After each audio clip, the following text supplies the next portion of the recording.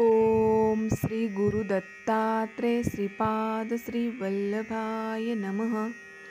श्री गुरुचरित्र कथासार अध्याय 31।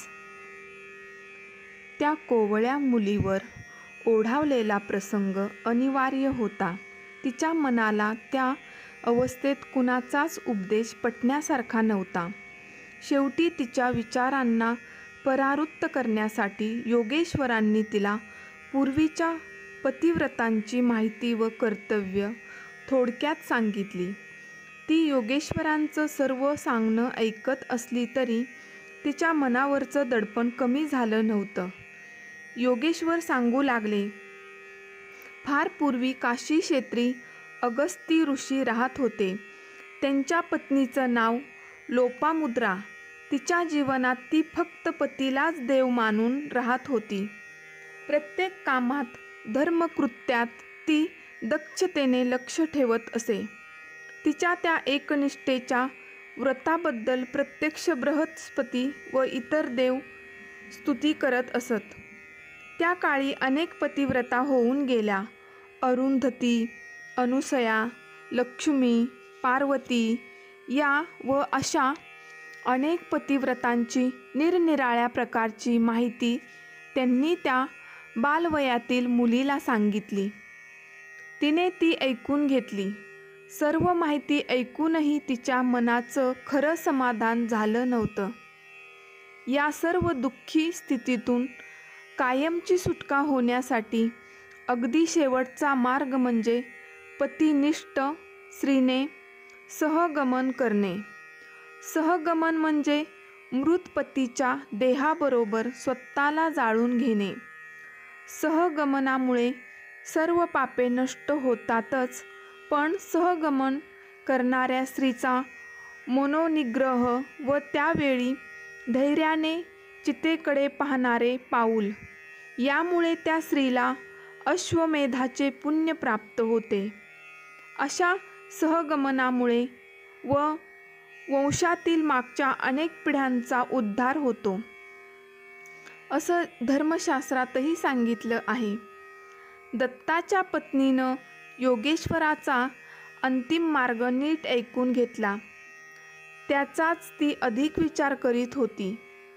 त्या अस्वस्थ मुलीने पुन्हा त्या योगेश्वरांना विचारलं, स्वामी, सहगमन कोणी करावे, कसे करावे, त्याचे काही नियम धर्मशास्त्राने सांगून ठेवले आहेत का?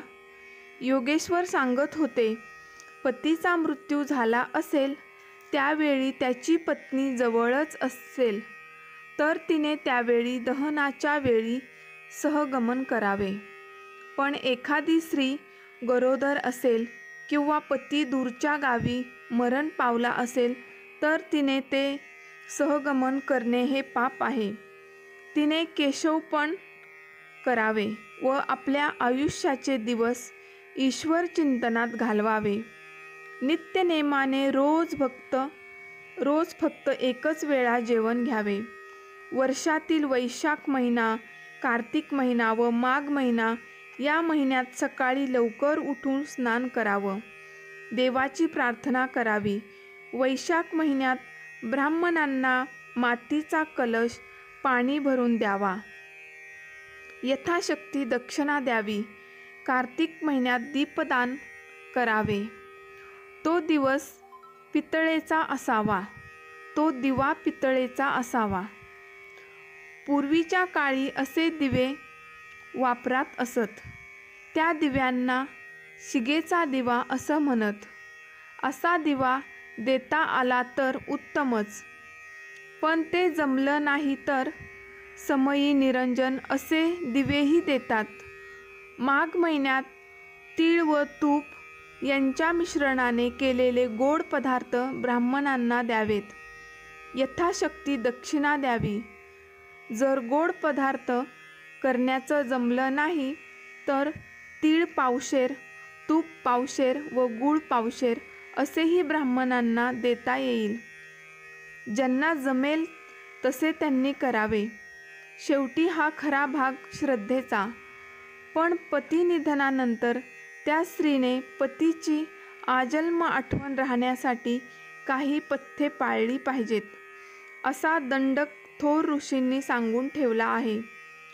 तो आचरणात किती व कसा आणायचा हा व्यक्तिगत भाग आहे, प्रत्येकाने ठरवायचा. जय जय रघुवीर समर्थ. कहाणीचा पुढील भाग अध्याय 32 मध्ये ऐकायला मिळेल. जय जय रघुवीर समर्थ.